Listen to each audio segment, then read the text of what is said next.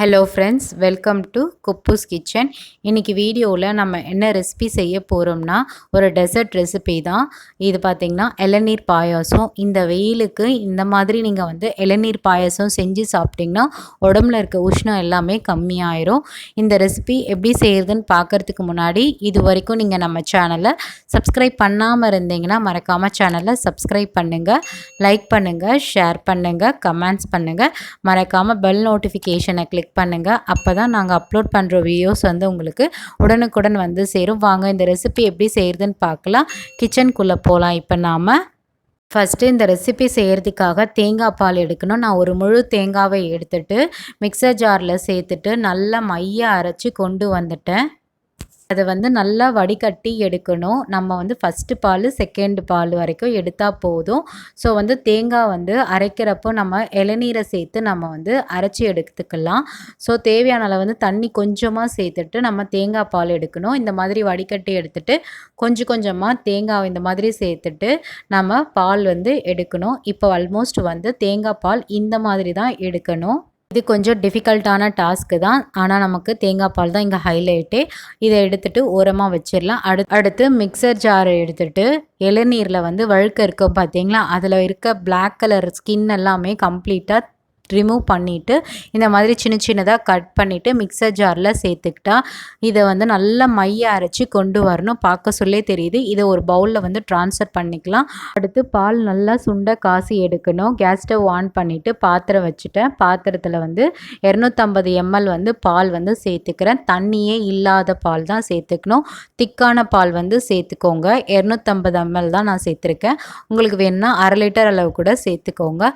பால் நல்லா சுண்டி வரணும். பார்த்தீங்கன்னா இது கம்ப்ளீட்டாக சுண்டி வந்தால் தான் இந்த பாயசத்துக்கே டேஸ்ட் இன்னும் எடுத்து கொடுக்கும். இது ஹை ஃப்ளேமு இல்லை லோ ஃப்ளேமில் சேஞ்ச் பண்ணி இந்த பால் நல்லா சுண்ட காசி எடுக்கணும். இந்த மாதிரி நம்ம இடையிடையில் மிக்ஸ் பண்ணி விடணும். பால் பார்த்திங்கன்னா இது குறைஞ்சது 20 நிமிஷம் ஆகும். 250 ml பால் சுண்டி வரணுன்றதுக்காக. ஸோ இந்த மாதிரி கைவிடாமல் நல்லா கலந்து விட்டுட்டே இருக்கணும். சைடில் பாலடெல்லாம் வந்திருக்கும். அதை நல்லா சுரண்டி விட்டு பால்லே சேர்த்துக்கோங்க. அது இன்னும் நல்லா டேஸ்ட்டு தரும். இந்த மாதிரி கைவிடாமல் நல்லா மிக்ஸ் பண்ணி விட்டுட்டே இருங்க.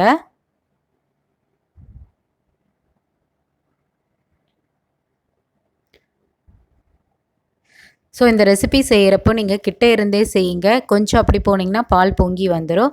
அடுத்து நம்ம சர்க்கரை சேர்த்துக்கலாம். நான் இப்போ ஒரு 3 டேபிள் ஸ்பூன் அளவு சர்க்கரையை சேர்த்துக்கிறேன். சர்க்கரை நல்லா கரைஞ்சி வரணும். உங்களுக்கு இனிப்பு எவ்வளோ தேவைப்படுதோ அந்த அளவுக்கு நீங்கள் சர்க்கரையை சேர்த்துக்கோங்க. நான் இனிஷியலாக 3 டேபிள் ஸ்பூன் அளவு சர்க்கரையை சேர்த்துட்டு நல்லா கைவிடாமல் மிக்ஸ் பண்ணி விடணும். இந்த ரெசிபிக்கு பார்த்திங்கன்னா இந்த பால் நல்லா சுண்ட காசி வரணும். கைவிடாமல் இதை நல்லா கலந்தும் கொடுக்கணும் பேரலாக. நம்ம பார்த்திங்கன்னா அப்போ தான் நமக்கு அடியும் பிடிக்காது.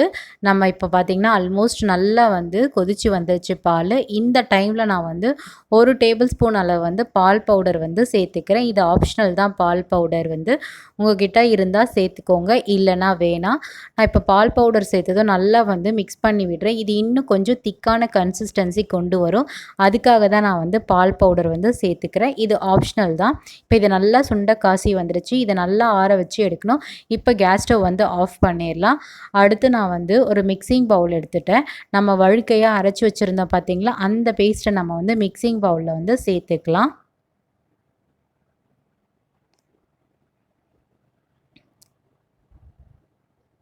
ஸோ எல்லா வழுக்கையும் நம்ம சேர்த்தாச்சு. ஏற்கனவே தயார் பண்ணி வச்சுருந்த தேங்காய் பால் இருக்குது பார்த்தீங்களா, அது இன்னொரு முறை நல்லா வடிகட்டி சேர்த்துக்கலாம். இப்போ தேங்காய் பாலும் அரைச்சி வச்சுருந்த இளநீர் வழுக்கையும் சேர்த்தாச்சு. அடுத்து நான் கண்டென்ஸ்டு மில்க் தான் சேர்க்க போகிறேன். இதுதான் ஹைலைட்டே இந்த டிஷ்ஷுக்காக. நான் 1 கப் அளவு கண்டென்ஸ் மில்க் சேர்த்துக்கிறேன். உங்களுக்கு ஸ்வீட்டுக்கு தகுந்தா போல் கண்டென்ஸ் மில்க் சேர்த்துக்கோங்க. இது எல்லாம் நல்லா கட்டி இல்லாமல் நல்லா மிக்ஸ் பண்ணி எடுக்கணும். உங்ககிட்ட விஸ்கி இருந்ததுன்னா கட்டாயம் நீங்கள் நல்லா கட்டி இல்லாமல் அடைச்சி எடுத்துக்கோங்க. ஸோ இதில் இருக்க பல்ப் எல்லாமே நல்லா கரைஞ்சி வரணும். எல்லாம் ஒன்றோட ஒன்றா நல்லா மிக்ஸ் ஆகணும். கொஞ்சம் கூட கட்டி இருக்கக்கூடாது. இப்போ இதெல்லாம் நல்லா மிக்ஸ் பண்ணி கொண்டு வந்தாச்சு. பார்க்க சொல்லே தெரியுது, கொஞ்சம் கூட கட்டியே கிடையாது. இதை நல்லா வந்து கலந்து விட்டுக்கலாம். அடுத்து நம்ம வந்து இதில் ஒவ்வொரு இன்க்ரீடியண்ட்டாக வந்து சேர்க்க ஆரம்பிக்கணும். நான் வந்து கொஞ்சமாக வந்து இளநீர் வந்து வழுக்க எடுத்து வச்சுருந்தேன். அதை சின்ன சின்ன பீசஸாக கட் பண்ணி சேர்த்துக்கிறேன். உங்ககிட்ட இளநீர் வழுக்க இல்லைனாலும் பரவாயில்ல, வீட்டில் வந்து தேங்காய் இருந்தாலும் கட் பண்ணி சேர்த்துக்கோங்க. இது எல்லாம் சேர்த்தாச்சு. அடுத்து நம்ம வந்து காசி சுண்டை வச்சுருந்தோம் பார்த்தீங்களா, அந்த பாலை வந்து வடிகட்டி சேர்த்துக்கலாம். அதில் ஏடுலாம் இருக்கும், அந்த ஏடுலாம் வந்து கம்ப்ளீட்டாக ரிமூவ் பண்ணிடணும். ஸோ நம்ம சுண்டை காசி வச்சுருந்த பால் வந்து சேர்த்துக்கலாம். இதை நல்லா வடிகட்டி சேர்த்தாச்சு. இந்த டைமில் மட்டும் சர்க்கரை எல்லாம் கரெக்டாக இருக்கான்னு பார்த்துக்கோங்க. கம்மியாக இருந்ததுன்னா சேர்த்துக்கோங்க, அப்படி இல்லைனா நீங்கள் வந்து சேர்த்துக்க தேவையில்லை. இப்போ இது எல்லாத்தையும் நல்லா வந்து மிக்ஸ் பண்ணி விடணும். ஒன்றோட ஒன்றா நல்லா மிக்ஸ் பண்ணி விடுங்க. அப்போ தான் ஈவனாக வந்து நம்ம சின்ன சின்னதாக கட் பண்ணி வச்சுருந்த தேங்காய் வந்து நல்லா வந்து ஊறி வரும்.